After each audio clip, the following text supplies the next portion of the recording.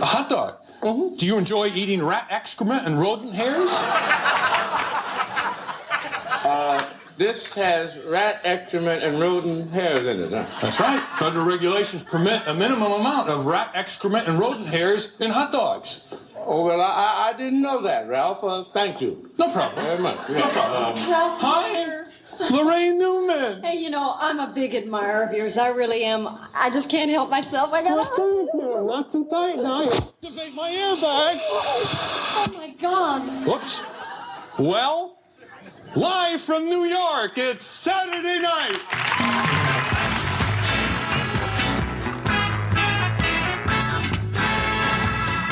Hello and welcome to the Not Ready for Primetime podcast. We're Gary Seath and Brad Robinson. And you're not. This week we're talking about Season 2, Episode 11, with host Ralph Nader and musical guest George Benson. This show originally aired on January 15th, 1977. Brad, this is a special show.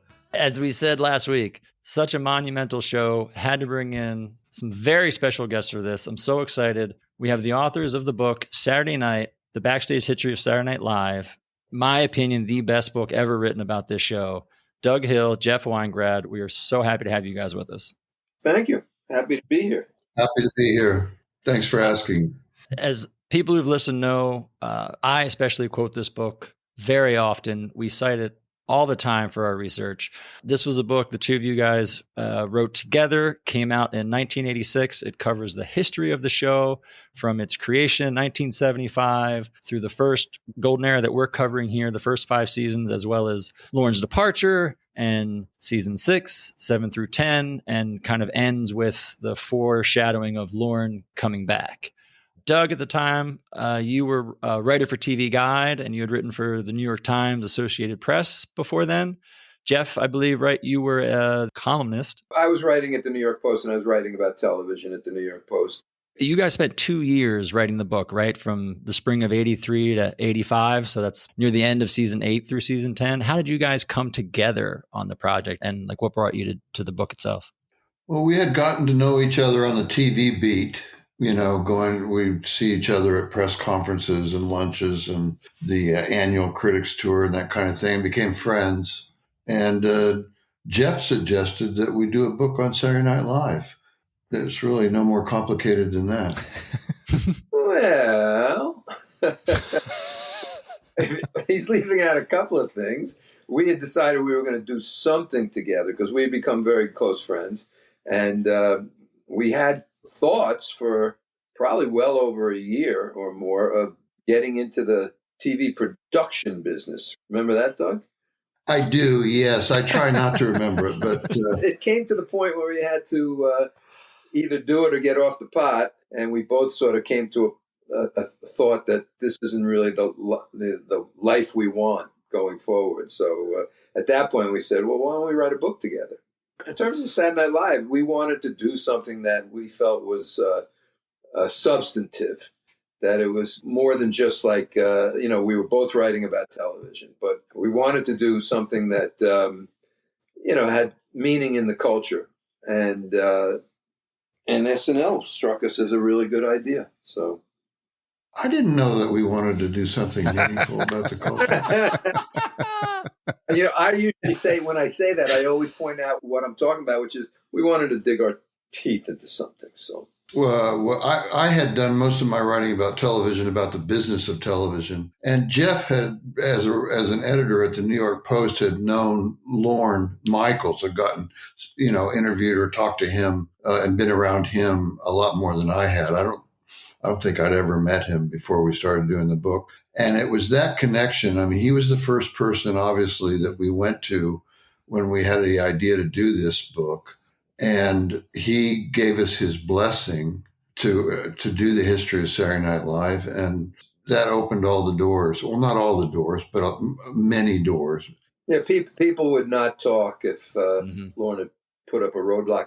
In fact, Lorne mentioned us that he had been approached 3 other times and chose not to do it. But everybody we wanted to speak to in the first, we set up a list, and everybody had the same reaction when we asked if we could interview them. It was, I'll get back to you in a few days.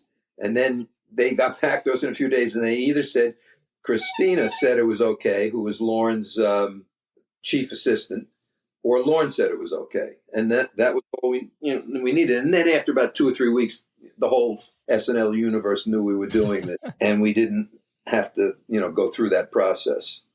Let's go back a little bit then. This episode, January 1977, where are the two of you at that point, and are you guys SNL fans?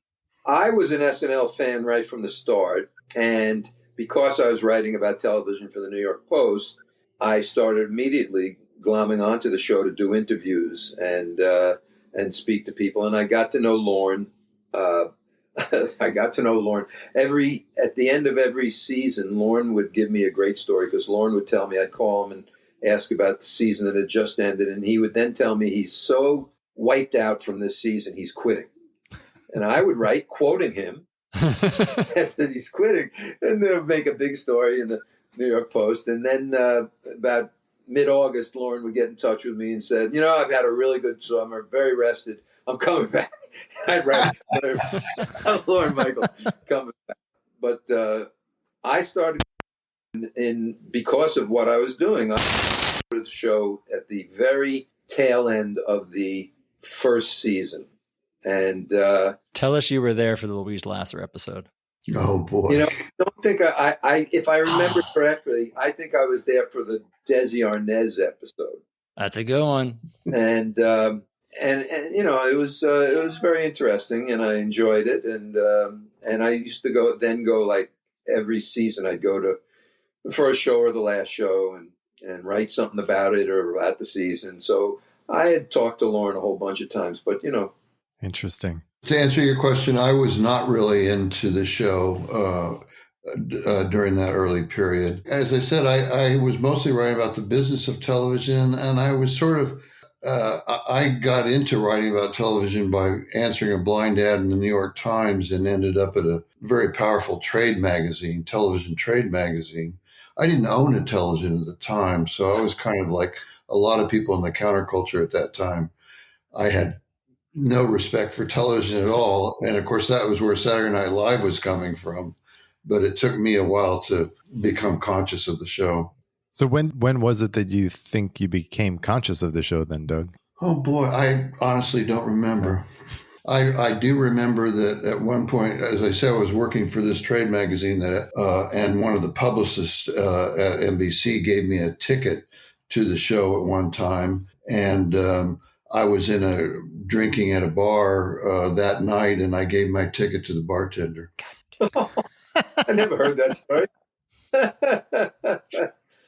That's a good one. That doesn't happen today. Damn it. I can't, what can I say? I just wasn't, I was more into music at that time. I just really wasn't connected in that way.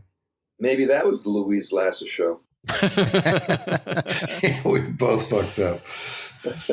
Well, this episode that we're talking about today is unique because Ralph Nader's the host. We can talk about that. But I think the bigger thing to talk about is this is Bill Murray's first episode of Saturday Night. Do you remember, in watching this episode, was there a lot of hype at the time? Like, as a viewer of SNL, did you know that he was the replacement on the show at this point? Like, did you know who Bill Murray was before he was on the show at all? In real time back then, no. It's funny. I watched the episode, obviously, now, so I could have it fresh in my mind. I didn't even notice. They didn't mention Bill Murray in the credits? No. Right. No, I found that very interesting. They did mention him at the closing credits. Right. But it was, in the opening credits, they say they're not ready for primetime players, and he was not mentioned. Mm. And one of the things we'll probably get into, I may be getting ahead, but Billy claimed that Lorne had only hired him for 3 episodes. Yeah. Lorne denies that. Mm-hmm. But the fuzziness of that, the credits business, to me, suggests that maybe that Billy was right. I don't know. Yeah, like we know now the Bill Murray history. He was in Second City in Chicago. He'd worked with some of the cast and Michael O'Donoghue on National Lampoon's Radio Hour. He was on the original Saturday Night Live, the Howard Cosell version. So now, looking back, we all know who he is and was. But I was interested to see, like, again, in real time, if anybody actually knew who he was before he showed up. I tend to doubt it. Yeah.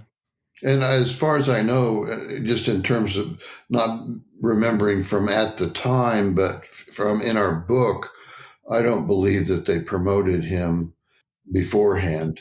It just didn't, I think we would have known that. And also, there's a tremendous amount of uneasiness about who's going to replace Chevy Chase. That tension was very much in the air.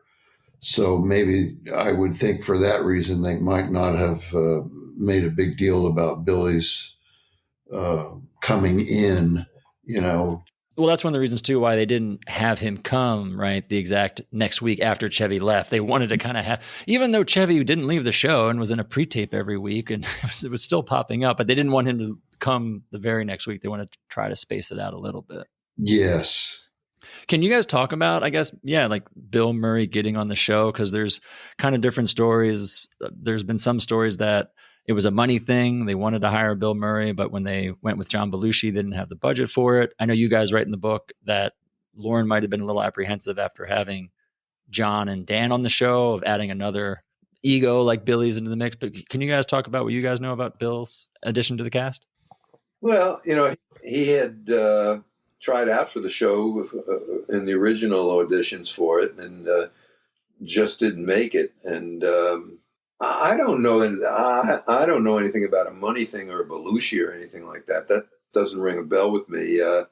But I think that a lot of those fellow cast members now on Saturday Night Live, they had worked with him and they liked him, and I think he was a very easy choice, probably, I would think, for Lorne. Although I know Lorne was hesitant about having such a overdose of aggressive male behavior on the show. But Billy, is somebody who these guys knew. So, yeah, we do talk about that a bit in the book.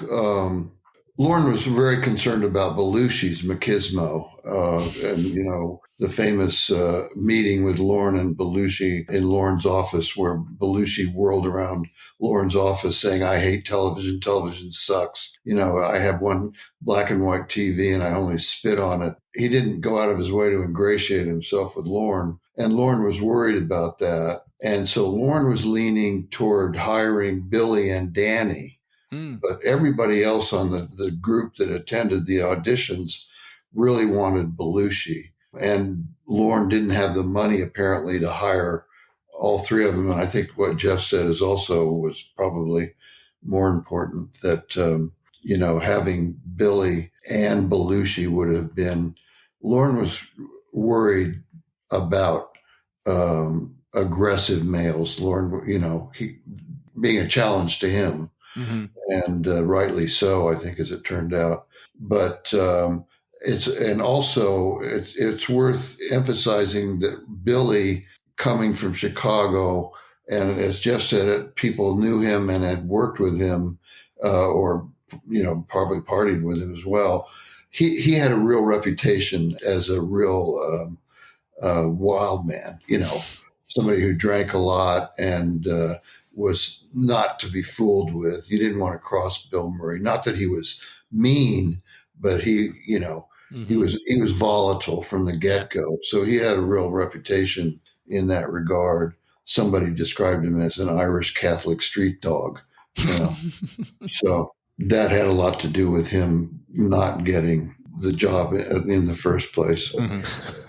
Let's not forget who else started on SNL this episode. This is the first episode Jim Downey's on as a writer, which, if you talk about it in just the context of Saturday Night Live, might actually be bigger than Bill Murray, because Jim Downey's legacy on this show is huge. Yes. And they shared an office, and it didn't go well for Jim Downey again, because Bill Murray's tendency towards aggressive character. And as I assume we'll discuss, Billy had a very hard time breaking into the show, and Jim Downey took constant abuse. I made a note of what Downey said about Bill Murray. Downey said, Billy would give me shit, abuse me, and I would just bow to him. It wasn't screaming matches. He was just pissed off at the writers in general. He was always angry. So And later they became good friends, but it wasn't an easy first season for either of them. I was just going to say that in terms of looking at that show again after all these years, I found it an interesting contrast to the just sort of visual impact of the show. It was not high definition television back then, and it just grainier type of feel, which I think permeated the sensibility of the show. You know, Lorne wanted it to have this like almost a subway station type of a look, a real, you know, gritty, dirty downtown look, and I think he pulled it off those first few years. I found that very interesting, just looking back to the way the show looked back then, and it was Bill's first show, and it very unlike what the show is today, I think, you know. Yeah, I had the same reaction, Jeff, although I don't think a lot of the griminess of it was not necessarily Lorne's design. It was just, I don't know if it was just the technology at that time or what NBC was giving them in the way of production, but it really is surprising. And this is a second season. I mean, it's not like, you know, right out of the gate. It comes across as surprisingly awkward in a lot of ways. So. Yeah, and I think a lot of that comes from the opening of the show. So let's just get into it because we can talk about the cold open. The cold open starts with Downey and Gilda waiting at the elevator for Ralph Nader. And I think this is where you really see the graininess that you guys are talking about in the Raw when it's not in the studio itself with the studio cameras and their hard shadows in the hall. Yeah, and it's not the big studio cameras, right? So they're there and Gilda's worried about Ralph Nader being the host. He's late. He's not there. Danny's very excited. And Nader gets off the elevator exactly when he told Downey he would at 11:32, wearing a rhinestone jacket and a cowboy hat. It's wonderful. I love it. He's ready to cut loose. It has to be noted. And, you know, the show is so establishment now after all the years it's been on that it's hard to remember how much they were into this, you know, in-your-face attitude toward NBC, and how much they enjoyed challenging NBC. And to have Ralph Nader as a host of a network TV program, I can't imagine how they got away with it. I mean, it truly is remarkable. And, you know, as we go on to discuss the show, Nader, you know, the cold open is wonderful with Nader in a cowboy hat. And he's Good Time Ralph. Ralphie, Mr. Good Time. Yeah, exactly. But, you know, they work in to the sketches in and out of the at various points in the show. Nader's, including the cold open, Nader gets his digs in at the corporate powers that be. And, you know, I thought it was really cool to watch that. Including the dig at RCA. Oh, yeah. With NBC.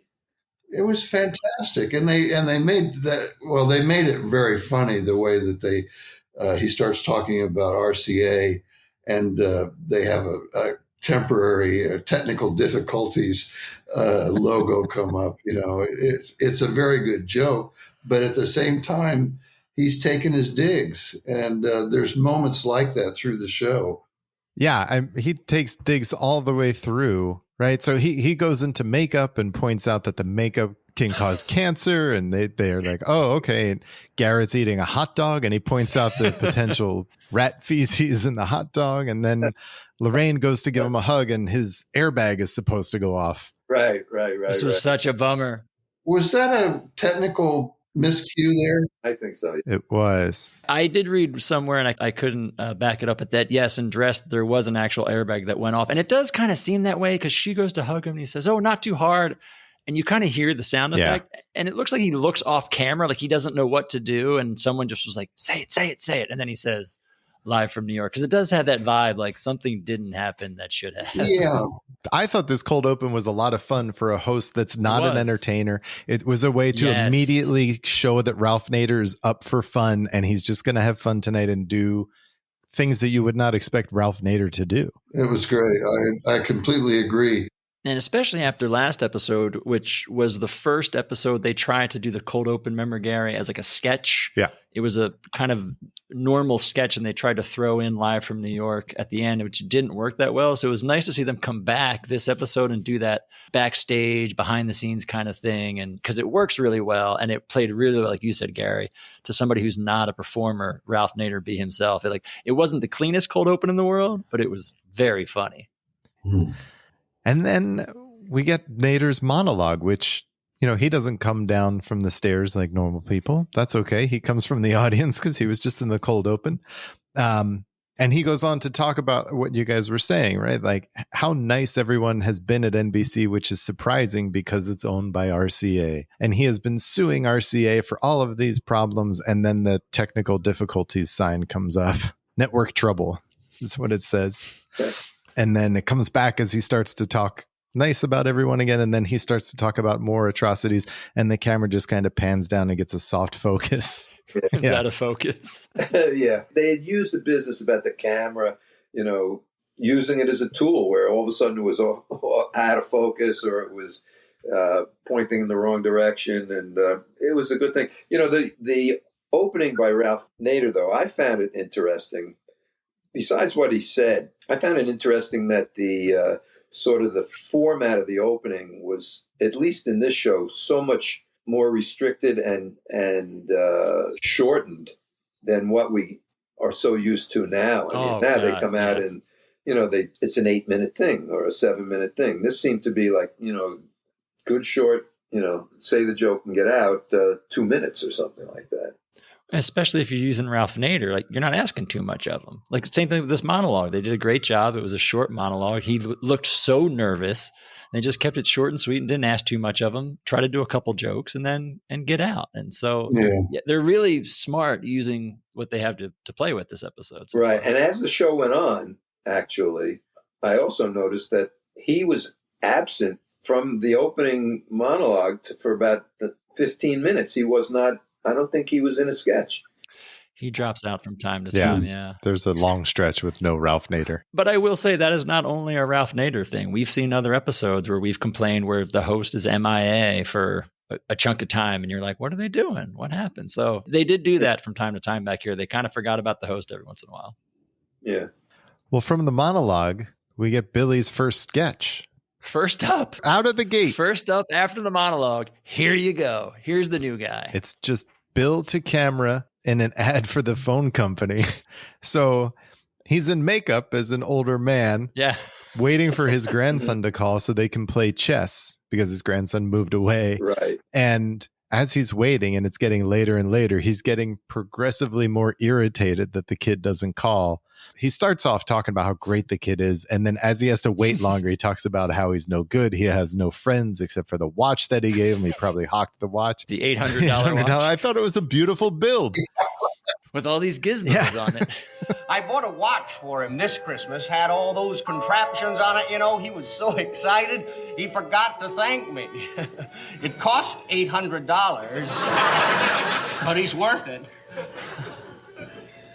I have this heart condition.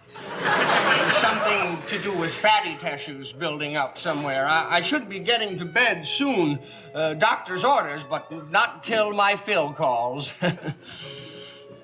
Personally, I think he's an idiot. For a while, we thought there was something wrong with him, but the doctor said he would be okay if we left him to progress at his own speed, what the hell.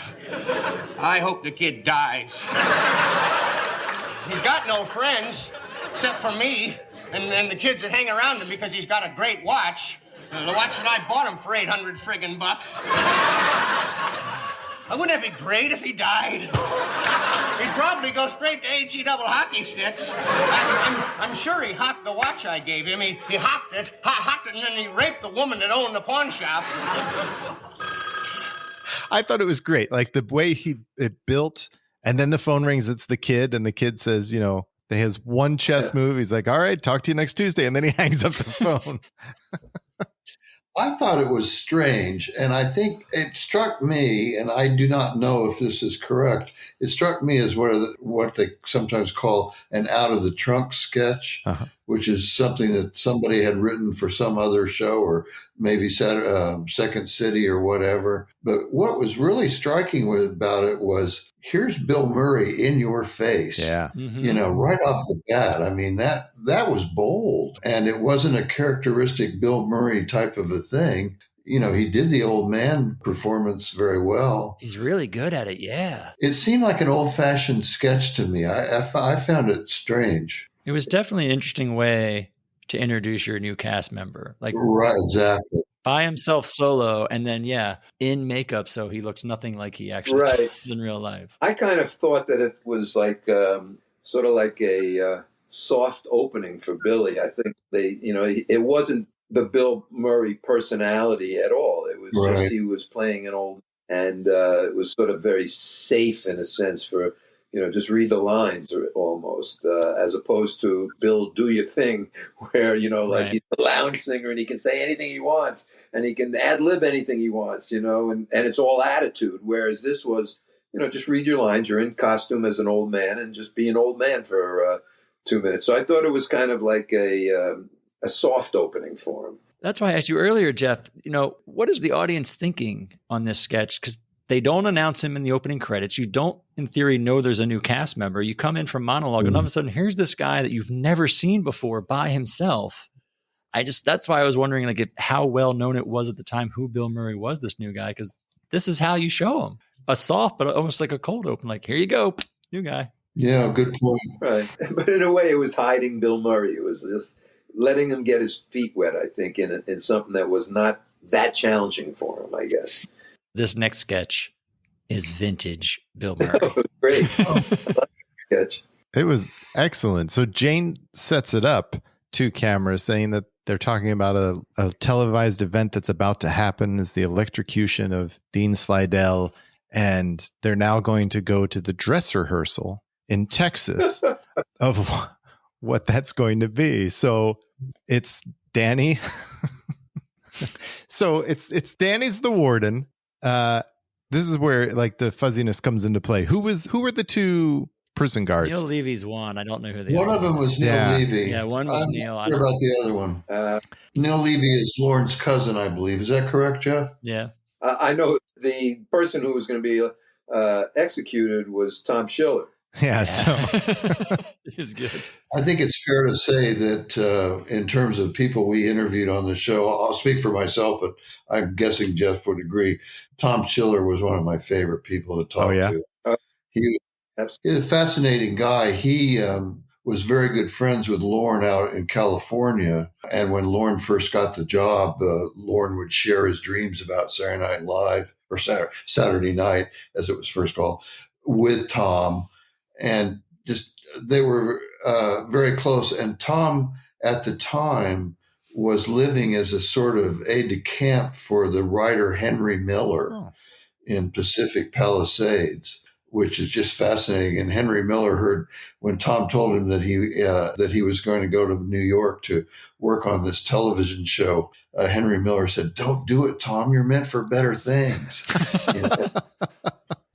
Well, he was great in this sketch as the prisoner. So he's very good. Yeah. What does Henry Miller know?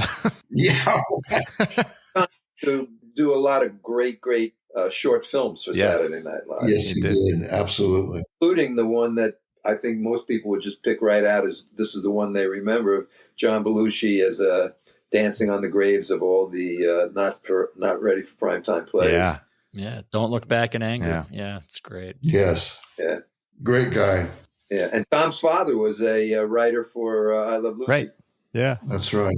So this sketch is Danny as the warden is rehearsing his lines, and I think he's excellent as a warden who can't read to camera, and he's looking the wrong way. Hilarious as a guy who has no camera presence. He is phenomenal. Isn't that brilliant? Yeah.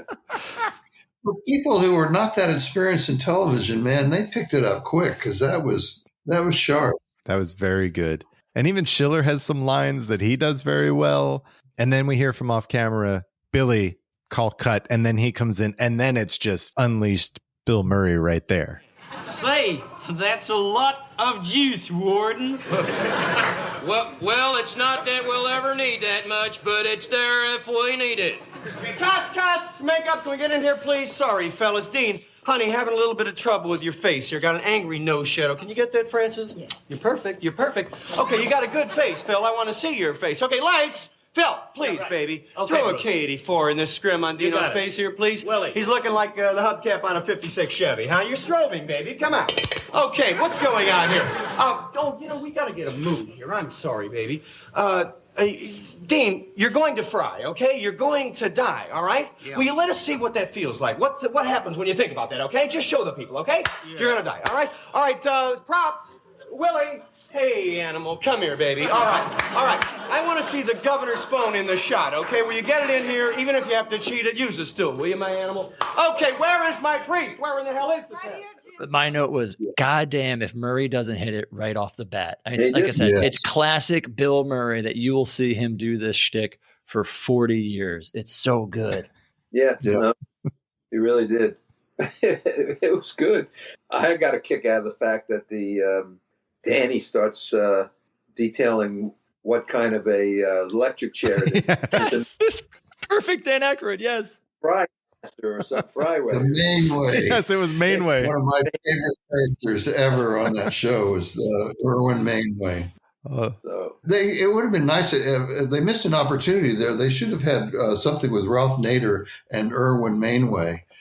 That would have been great. Oh, that would have been good. That's a good one. yeah, I loved on this sketch, they brought in the actual makeup woman, the prop guy, the cue card guy. yeah, they did. That's right. The prop guy from Des Yes, Arnaz. yes, Des yes, Arnaz same guy. episode, yeah. George Benson has a cameo for the third week in a row. They get the musical Yeah. guest in there. Yes.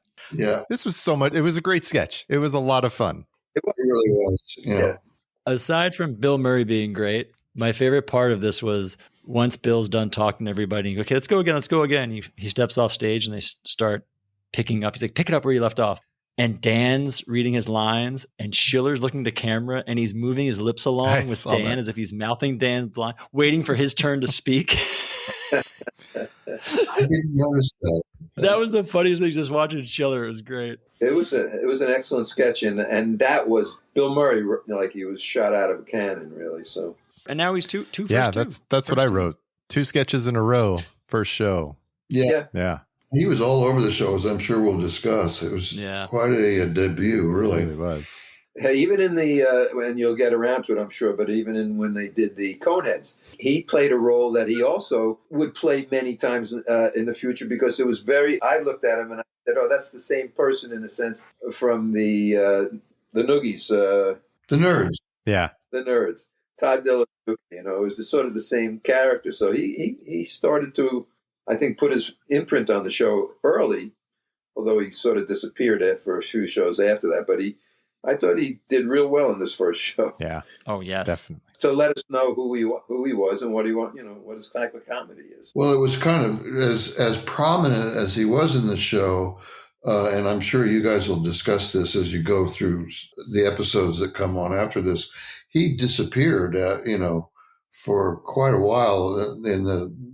I can't remember when his next breakthrough was, but it was the shower mic sketch, It's the Buck Henry season finale shower mic is really when he and comes he back. was that. I mean, I mentioned earlier that Jim Downey said that Bill Murray was always angry at the writers, and that was because he felt he was only getting really secondary parts in sketches, second cop parts, he called them.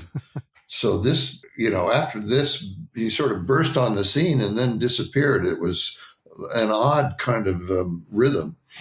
Yeah. Well, no Billy in the next sketch. This is just Gilda as Baba Wawa interviewing herself.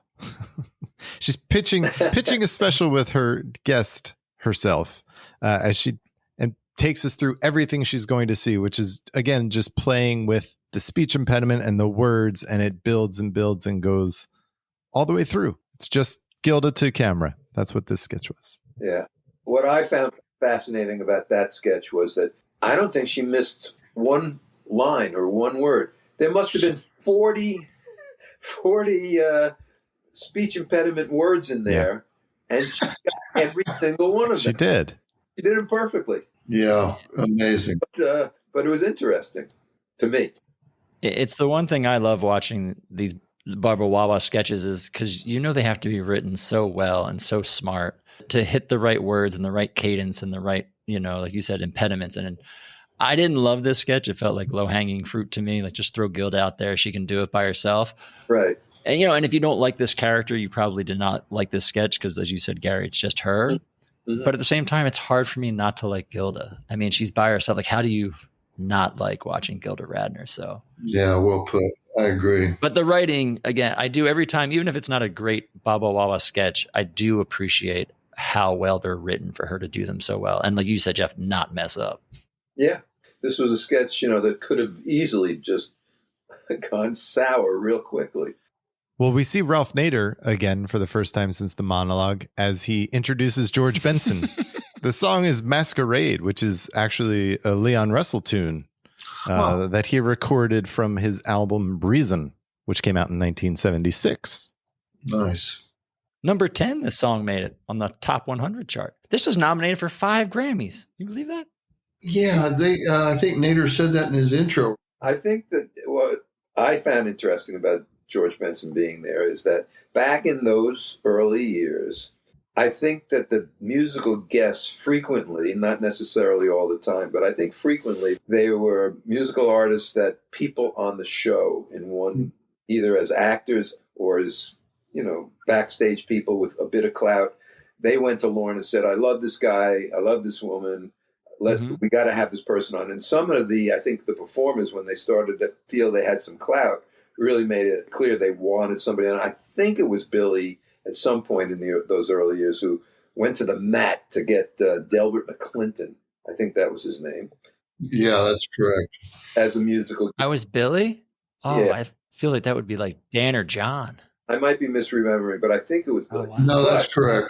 But, in those years, it had to do with just what people on the show liked. And then just kind of like as the show went along, it was too good of a spot in terms of promotion for musical artists and actors and actresses. And so other people higher up with business clout, I think, started to say, well, we have to do this and we have to do that.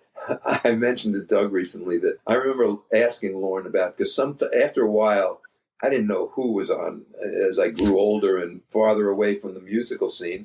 And I remember, 20-something years ago or something, I was talking to Lorne. I think I went to a show. And I said something about the musical guest. And I think I asked him if he knew who it was. And he said, well, yeah, sort of, he said. But as far as he was concerned, he said he'd be real happy if they just put Neil Young on every week. It's also maybe worth noting that the musical director at that time was Gene Domanian, who would take over the show infamously after Lorne left, and booking musical guests even during her disastrous reign as producer of the show. She had good taste in music.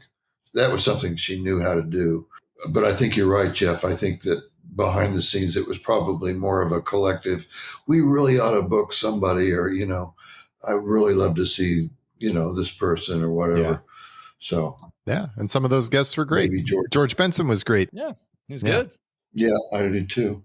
One of the great things about writing the book is that Doug and I had basically free reign for about a year and a half, 2 years while we were writing to go to the show, which we did every time there was a live show. And we'd get there before the dress rehearsal would start, and then we'd go through the dress rehearsal, and we'd go anywhere we wanted.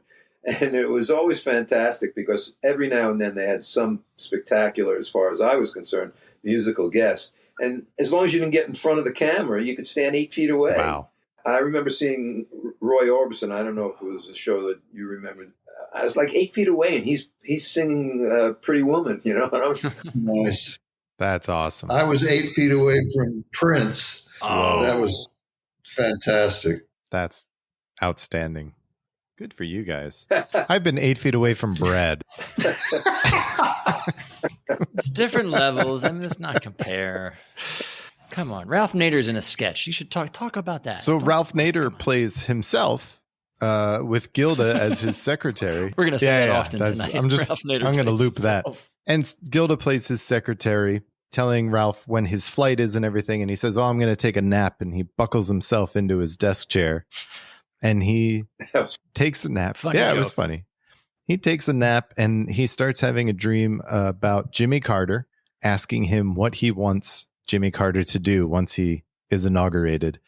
And then Jimmy Carter, played by Downey, of course, starts to reveal his inauguration plans to Ralph Nader. And his inauguration plans, well, first he puts on a Confederate jacket and then points to the map about his Confederate plan or his inauguration plans, which is just for the Confederacy to take over the country.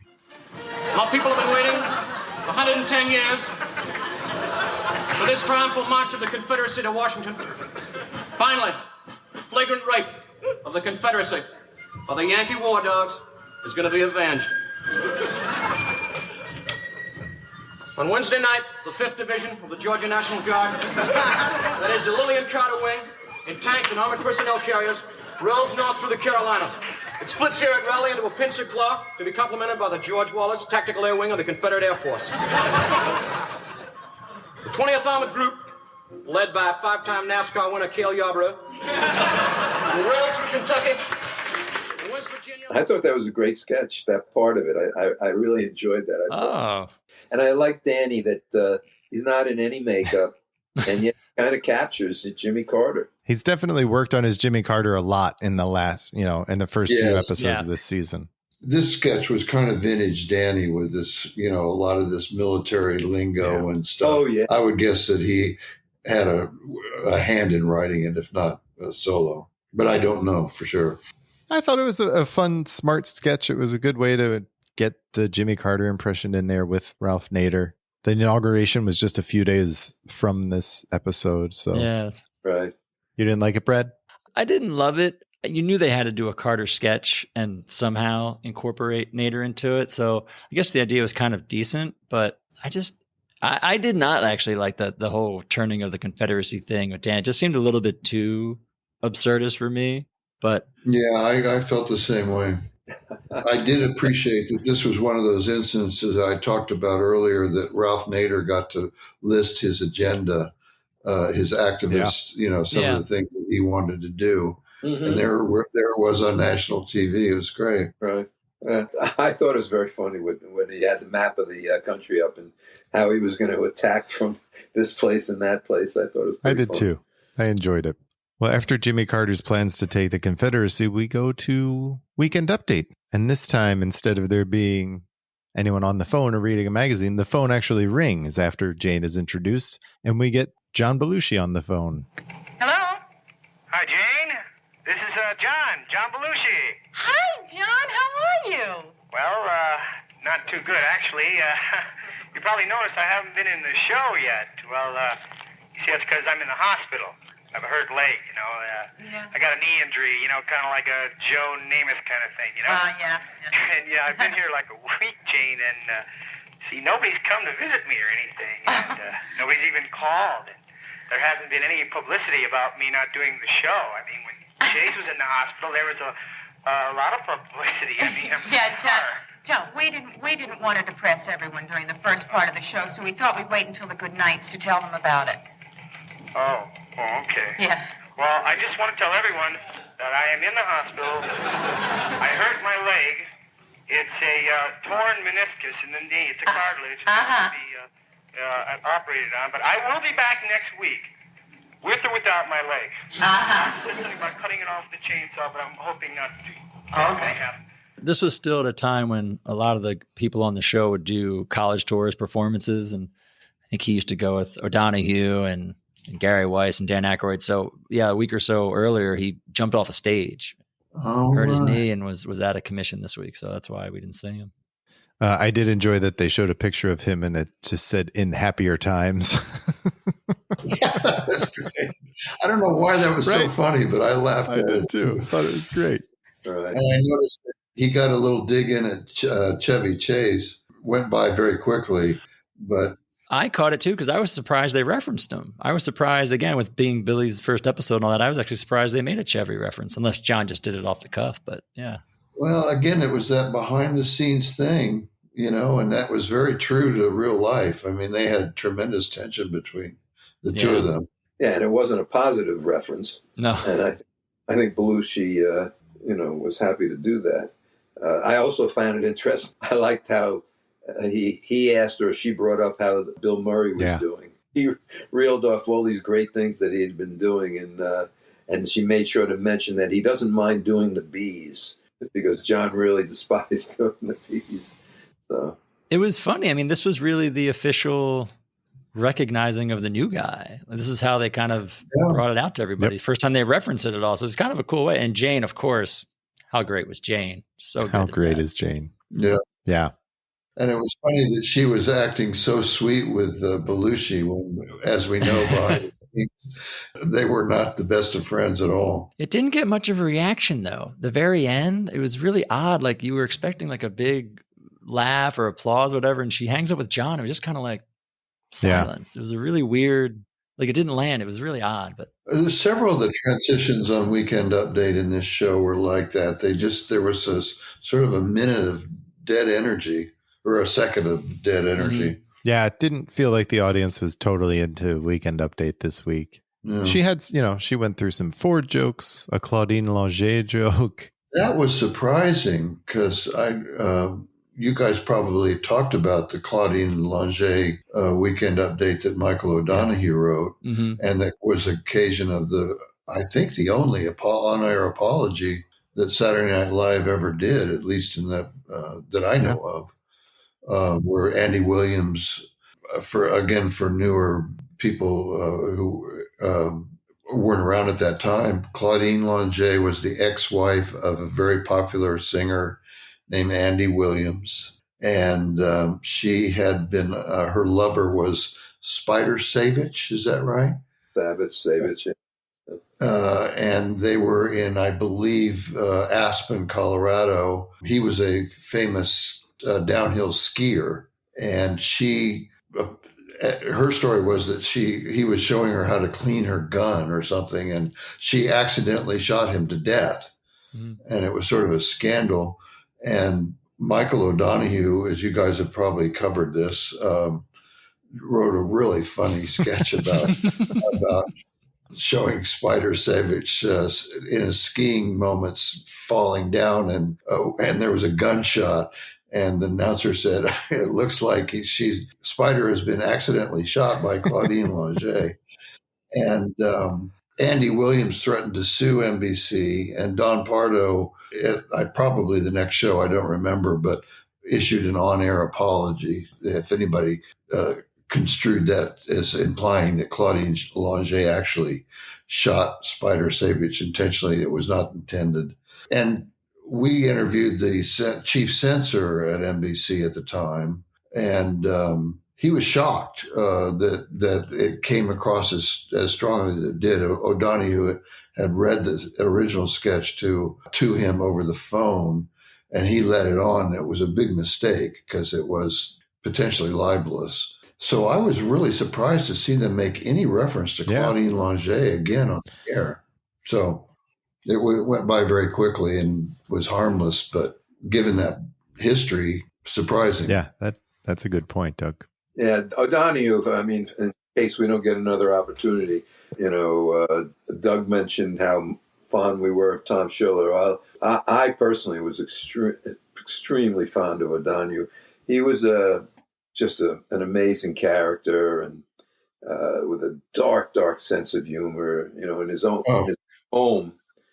He had pictures that from, I think it was John Wayne Gacy hanging on the wall of Mass Killer, and Richard Speck. And I don't know if you remember this, Doug, but, and again, this is sort of far afield, but Doug and I were fortunate enough. Somebody invited us to Michael's wake because Michael died very relatively young man. He was in his mid-50s. I don't even think he was in his mid-50s, and he had a brain aneurysm. And Doug, do you remember that we went to it was at his home, at his apartment in the city, and he was married to somebody on the show. Cheryl Hedrick, right? Musician. That's right. Yeah, that's right. Yeah. And at one point I was looking at a bookshelf, and the bookshelf had like a smoky glass front to it, and it was being lit from the back. And I noticed that on the glass there was something there, and I walked up closer, and it was the I don't know if it's you'd call it an X-ray, but it was basically the X-ray of Michael's brain. Oh wow! Oh my God! It was very clear that there was an explosion in his brain. A big white part of in the brain, which I thought that his wife could not make a better tribute to Michael and his sense of humor than to do something like that. Yeah. He was so fun to interview. I mentioned Tom Schiller, and Tom Schiller would just go on these expansive mind journeys. He just had an incredible mind and very interesting sort of conceptual monologues. But O'Donoghue was just the funniest person I've ever talked to. You hear this cliche of rolling on the floor, and I'm not sure quite literally I was rolling on the floor, but it was close. He was. Well, Michael, I think actually I interviewed him once, I think by myself, and he was on the floor because there was were you there when there was a tape recorder on the floor? Yes, I do remember that. Yes. And Michael was angry as could be about Chevy Chase doing something, and he got down on the floor and he's like screaming into the tape recorder. I do remember that. Yes, he was outrageous. He really was.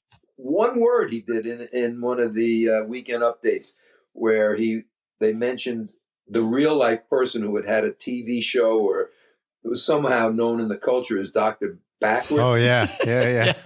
And he had been he had been the victim of a street robbery and died on the streets of some city.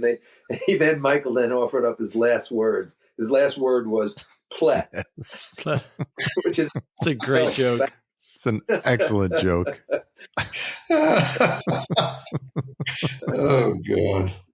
I don't think O'Donoghue is much in evidence in this show that I can think of. No, I don't think. You know what? It's funny. I actually, by the end of the show, I actually thought he was because I kind of wondered how. Well, he writes the doll parts sketch, which we'll get to.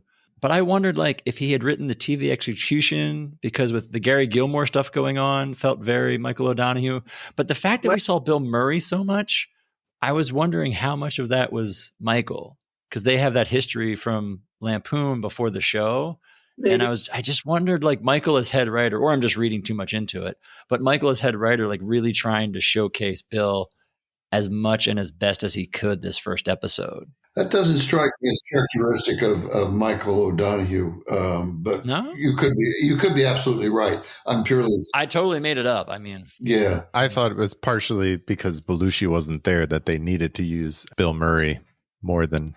I could see that Grandpa sketch being originally a John Belushi sketch, yeah. And John's not there, and they throw Bill in, totally.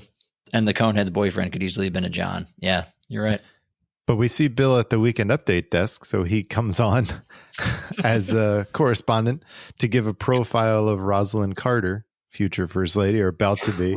And he just talks about how sexy she is. It's so weird. Yeah. Funny. It was funny. What can you say? It doesn't age well, but I still say it's funny. I thought that was a bit over the top, though. We've seen a lot worse from correspondents on that desk. That's true. Oh, yeah. That's true. We get some more jokes from Jane, and then we get Lorraine as a correspondent again. This time she's interviewing Ralph Nader in the only part I think he plays where he's not Ralph Nader.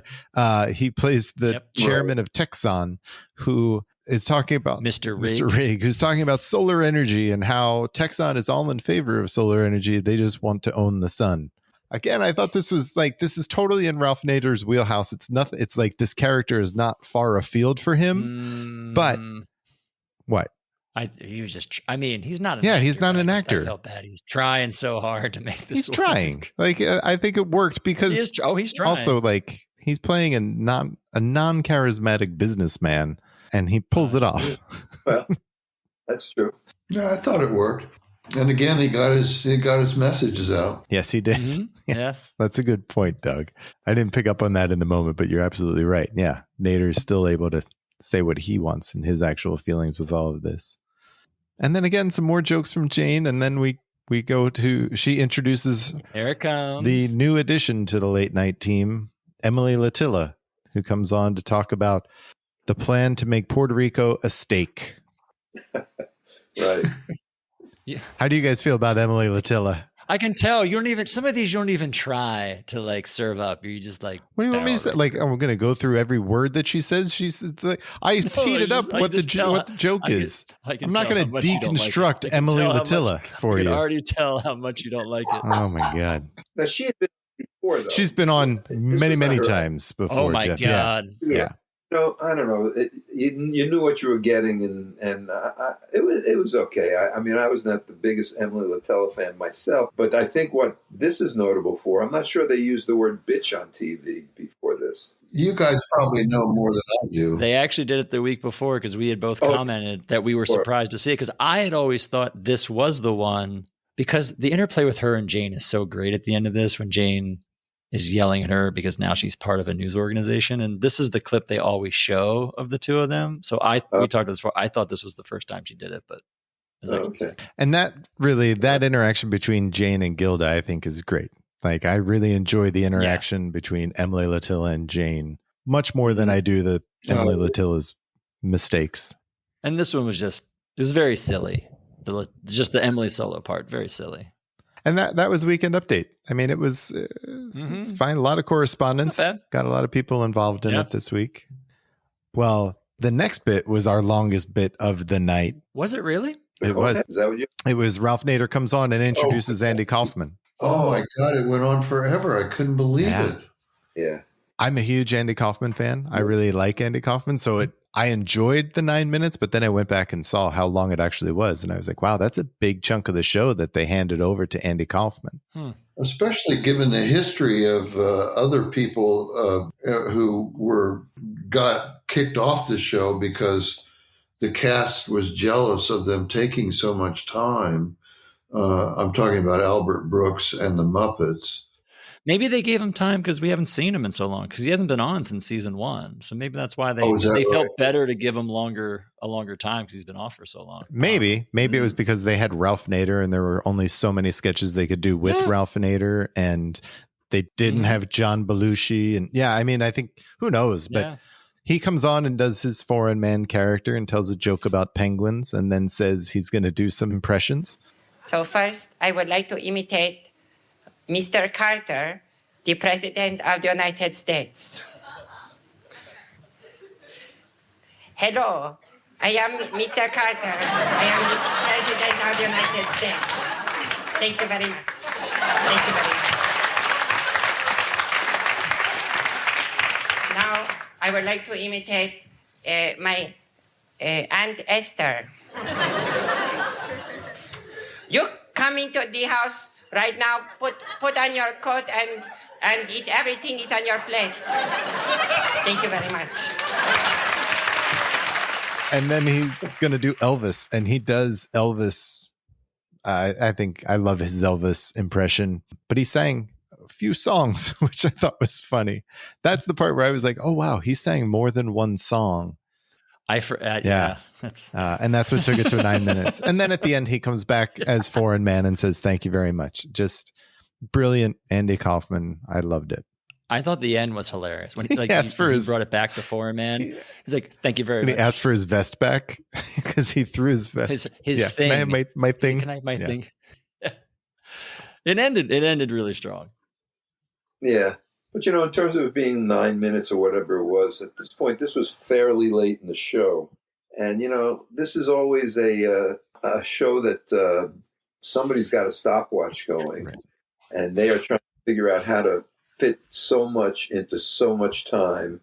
And the question becomes at some point, well, we've got 3 things we could put on, but that only adds up to 7 minutes. Well, Andy's got 9 minutes. And instead of telling Andy at the beginning of the show, you got to cut it to 7 minutes, it's just that might have been a production decision 3/4 of the way through the show that we got to eat up 9 minutes now. Right. I don't know. I have no idea. The production idea, though, it's a good point, especially when you think of the sketch that comes up after the Gary Weiss film when they do Coneheads. And you're losing 3 of your cast members to a probably significant amount of time to put those cones on. That's true. After Andy Kaufman, we go to Ralph Nader's apartment, where Garrett is coming over to interview Ralph Nader, who then introduces Garrett Morris to the 2 blow-up dolls in his living room. And he goes on to tell Garrett how he's testing the blow-up dolls for all these malfunctions, and he's talking to them, and it's a pretty strange sketch, I think. Yeah. Yes, it is. This one's an O'Donohue piece. Yeah. Was it? Did you know that for a fact? Yeah, this is O'Donohue. He does an interview about it in Playboy the next year, and I checked in with Dennis, our friend who wrote his biography, and he said, it was the only sketch he knew that he wrote in this episode. Makes sense that it would be him. It somewhat surprised me again that you could get blow up sex dolls on national television at that time. Yeah, it was funny. I mean, he gave them drinks. He made the one sit backwards in the chair. It was a very strange sketch that totally feels like a Michael O'Donohue piece. Because Nader's playing it off the whole time that he's conducting tests on them. That's why they're there. When he's trying to talk to Garrett, and Garrett's not really buying his story, but Nader keeps sticking to the story of he's running consumer safety tests. And again, credit to Ralph Nader for just jumping into the deep end of the pool here. Playing himself, he's not playing anyone else. He's saying that he's Ralph Nader, and he's he does it. Yeah, good point. Yeah, that's not his usual profile. I thought was given Garrett history, somewhat sad, if not tragic history on the show. This was a nice little straightforward performance for Garrett that he did very well, I thought. Yeah, totally. That's a good point. Yeah.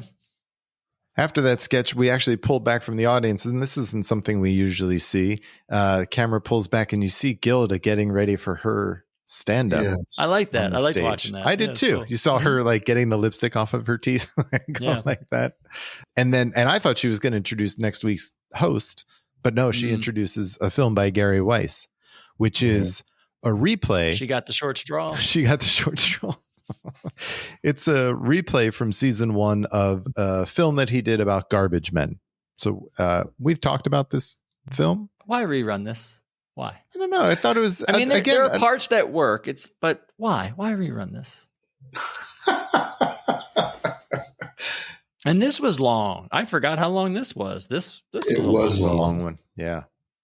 And you know what's surprising about how long that was, and Andy Kaufman, and how late we're getting into the show is what comes next. I wonder, because I believe after this episode, the Coneheads are usually a very early sketch, so they can have that stuff on before the show starts. Oh, that's a good point. So I wonder if let's put a long Gary Weiss film on, because we learned after dress rehearsal that it takes way longer to get those heads on than it does. And so Andy Kaufman goes long and Gary Weiss goes long. Yeah. I mean, we haven't seen Dan or Jane. Well, I guess Weekend Update, we saw Jane, but we didn't see Dan before That's fair. that. Yeah. Yeah. You saw Lorraine. So you saw Lorraine and Jane at Weekend Update. But this is our first Conehead sketch. The Coneheads at home. Well, Lorne originally was not. We go on and on in the book, probably too long, about the long gestation period of the Coneheads and all the various things that Danny and Tom Davis tried before they actually. And Lorne suggested that they put the Coneheads into a suburban setting, and it fell into place. But Lorne, I don't think, was a big fan of the Coneheads originally. I had that impression. And so maybe that had something to do with the fact that it wasn't earlier in the show. I don't know. But it was a hit. The crowd loved it. Oh, yeah. From the start, this is another one of those sketches where it became a running sketch, and everyone knows Coneheads now, but pretty much everything was in place in this first sketch as far as the setup, the family and it almost the felt characters. like they were setting it up to be a reoccurring sketch. Exactly. There's so much like exposition about when they explain to the daughter where they came from and what they're doing. It's almost like this sketch was on there so they could do 12 additional Conehead sketches before the end of the second season. Yeah, this is fun. This is a great first sketch. Hello, honey. You're late. I will put the food into the heat. Yes. I'm sorry I'm late. The commuter trains were severely affected by the snow. Oh, well, I'm happy that you were able to arrive safely. I'm engaged in preparing your favorite meal, Small starch tubes combined with lactate extract of hoofed mammals. You mean macaroni and cheese? I'm sure we will enjoy it.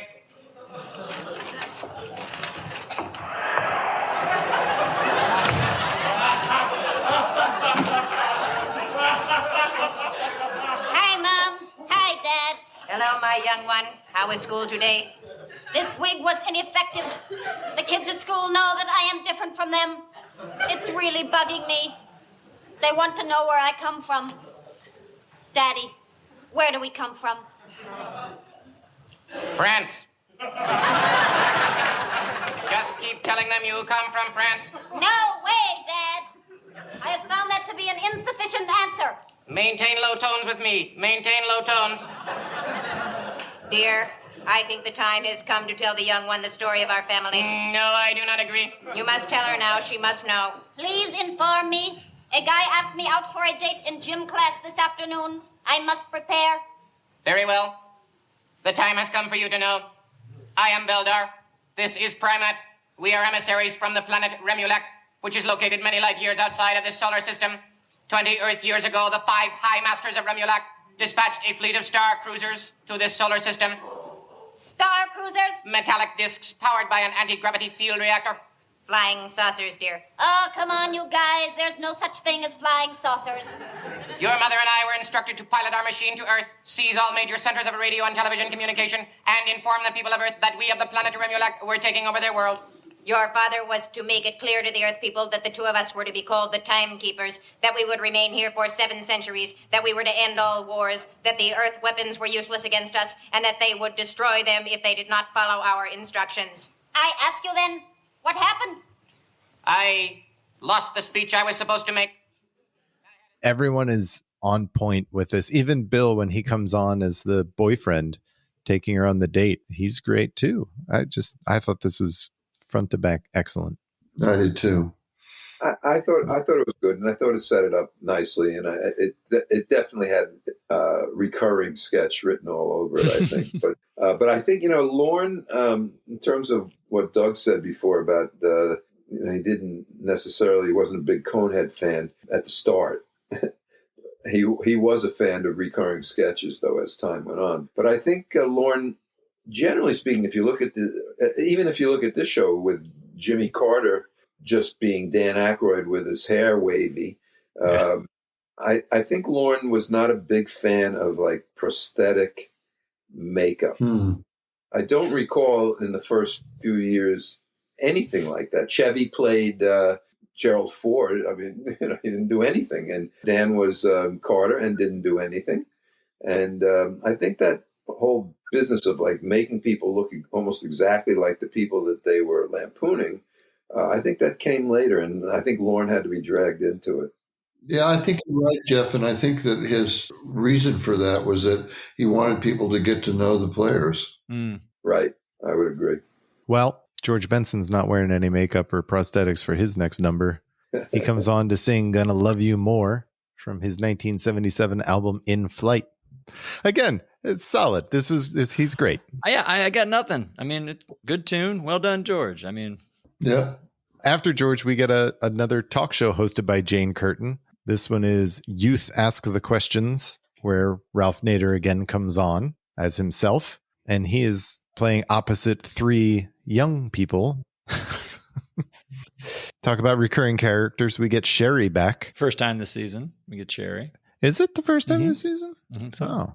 Oh. We get Gerald Aldini, Bill's character, and then Rhonda Weiss. That's right. Who we will see again. Yes. Yeah. Is this her first appearance? Yeah. Yes, it is. Yeah. So these kids are all asking Ralph Nader questions that are not questions that Ralph Nader would be able to answer or could answer. They were asking about different characters and actresses and actors and parts and stuff. And it was just silly. It was a funny, silly sketch. Yeah, it was, to me, it wasn't that great. But, here's Billy again, all over the show. Yes. Yeah. I think, and you can tell I think there's a reason this is at the end of the episode. I think this is an example of them really struggling to find more stuff for Ralph Nader to be in. I mean, it's not horrible, but there's just not much there. It's a pretty foolproof setup. It's like, let Ralph Nader play himself. Let Jane Curtin be a talk show host and get some of the cast members to play some solid characters, and we'll be fine. Yeah. You know, it wasn't great, wasn't that funny, but it wasn't hard. Like, I enjoyed watching it. It wasn't horrible, but it's just, you know, ho-hum. One of my notes was that it felt like the cameras were all over the place. Like we were cutting to actors that weren't ready to speak yet, and the camera was not in position. It just kind of felt a little unrehearsed. Well, you know, part of that might be that, again, this is very late in the show. And if they got a 5-minute sketch, but they only have 3 minutes and 28 seconds they got cue cards being flipped and rewritten. And that's true, yeah.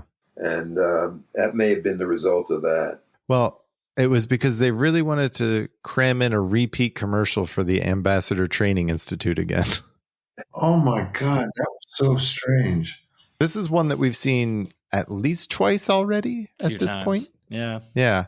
And it's just kind of tossed in at the end of the show because I guess they needed to fill time. Yes. And I think they've learned their lessons, because hasn't been the last 3 episodes that they've been short, and they throw the host out there at good nights to fill time by themselves, right? It was Candace had to do it. Jodie Foster had to do it, where they've just thrown the host out there and like, Dick Cavett had to do it. Yep. It's like, well, I've got 2 minutes. I don't know what to do. So at least maybe they learned their lesson. Like, just throw an old pre-tape up.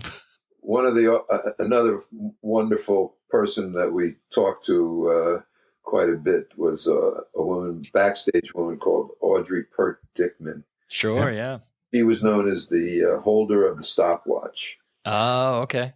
She was the one who, as the show went along, was counting the seconds in terms of sketches and what time they had to fill or not fill and that kind of thing. And that's it. That's our show. We go to good nights, and the whole cast is up there except Danny. Mm-hmm. I didn't see him. Yeah, I noticed that. Yeah. And the lighting was just terrible on the good nights. You couldn't see anything. It was dark. Yeah. And that stage is not that big. You know where they're going to be. How hard? They're a small little stage. Nader sends best wishes to John Belushi, hopes he gets better soon. And then they, I guess, had a bunch of extra peanuts and started throwing peanuts at the audience. That's a Jimmy Carter nod. Come on. No, I know that, but I don't know why they decided to throw them to people, but sure. It doesn't seem safe. That's all I'm saying. For Ralph Nader to be throwing peanuts at people. Ah, I see. Ralph Nader class action suit. Yes. That was the episode. I thought it was a really, considering Ralph Nader's your host and he's not a performer, I thought it was a very good episode. I did too. I thought it was a really good episode. You know, you said expectations. They were low coming in, partly because of the host you had, who exceeded expectations, but then were also really high because of Bill Murray. And trying to weigh that, I feel like he's the hardest cast member to watch right now because of what the icon he becomes. And he's so ingrained in your head now. To try to go back 40 some years and watch Bill Murray when obviously nobody knew who he was is really hard. Yeah. So like there's no reason these expectations should have been high except for the reputation he's built ever since. Yeah, good point. Great appearance by Andy Kaufman. Musical guest did a great job. Yeah. No real duds. It's a really good episode. No. And again, I think Ralph Nader deserves credit for, even though he was Ralph Nader most of the time, he was willing to go and do whatever. Comes in a rhinestone jacket to set the tone early. Does the thing with the blow up dolls. Like, yeah, I thought he was good. And again, I'm sort of, I've said this before, but just to repeat, to give him that profile on that show and to underscore it by having, especially in the cold open, making the point that everybody on the cast just admired him immensely, when all the people at the corporate people at NBC would not feel that way. Right. Would feel the opposite. It was just, it was one of those really strong moments where Saturday Night defined itself as, the rebel underground television show. Well, and to what Doug is saying, this is a great kind of example of like novelty casting. We had Ron Nessen, Now we get Ralph Nader. We'll get Julian Bond. SNL does a very good job of getting good novelty hosts, where I feel as time has gone on and they start getting non-performers as hosts, they're kind of missing more than often, with who they get. I feel like this era, like Doug's saying, they're taking risks, but they're getting really good kind of out of the box hosts. Yeah. Well, every week we talk about our best bits from the show, where we just throw out our favorite bits from the show. So Jeff or Doug, who wants to go first and give us your best bits? Doug, you want to go? Well, I gotta go with the execution rehearsal sketch. Bill Murray was so strong, and that persona is just so wonderful and so much energy. That would be my pick. I thought it was great. Yeah, and I had a tie for number one. Yeah, I thought that the execution sketch was great, and I got to go back to the ones you guys didn't like. I thought that the Jimmy Carter sketch with all right was also very, very good. That's great. That. I thought that was interesting. Brad, what's your best bit? I picked two. I had Coneheads because I think it just everything's there and it really sets it up for what it's going to be moving forward. And Andy Kaufman, because I think this is Andy Kaufman's best. I think Mighty Mouse might be the most memorable, but I think this is his best performance on the show. Yeah, I agree. This is my favorite Andy Kaufman, and the Coneheads were great. But my second best bit was the phone company commercial, just because I thought it was a great first piece for Bill Murray by himself. And then to follow it up with the execution bit was just, you really got to know this guy quickly. I thought it was great. Great introduction. There was a great 1-2 punch. Yeah. Yeah. Jeff and Doug, this was a lot of fun. Thank you so much for doing this with us. I said, it was fun. Enjoyed it. Yeah. I don't think we said it enough in this episode. Their book, Saturday Night, A Backstage History to Saturday Night Live, is amazing. If you're listening to this podcast, it's because you love or want to know more about the first 5 seasons and the creation and the early years of Saturday Night Live. If you haven't read it, go get this book. It is amazing. I literally, every couple of years will read it because I just love it so much. So if you love the show, even if you're not familiar with the early years, this will just set a foundation of what the show's become. You got to check it out. I love this book. Thank you. I thought people were listening to hear the sweet dulcet tones of our voices, Brad, and our witty banter. But okay, I guess they want to know about Saturday Night Live. And Brad's right. Your book is amazing, and it is one that we do reference a lot on this show. So thank you very much for taking the time to do this with us. It was great. I've been excited all season to have you guys on. This has been the most welcome. Yeah, it's been great. Thank you.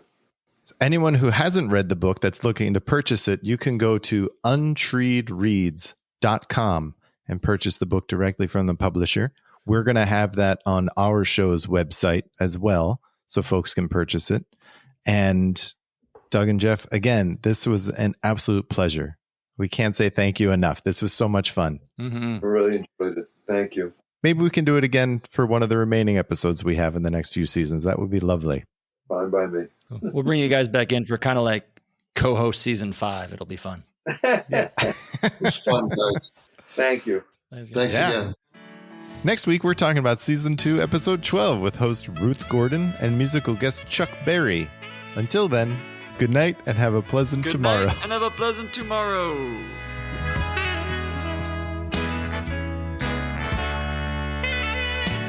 The Not Ready for Primetime podcast is a 2 Pints Productions production. Produced and edited by Brad and Gary. Thought about by Brad and Gary. Please rate and review. Thank you for listening. We'll see you next time.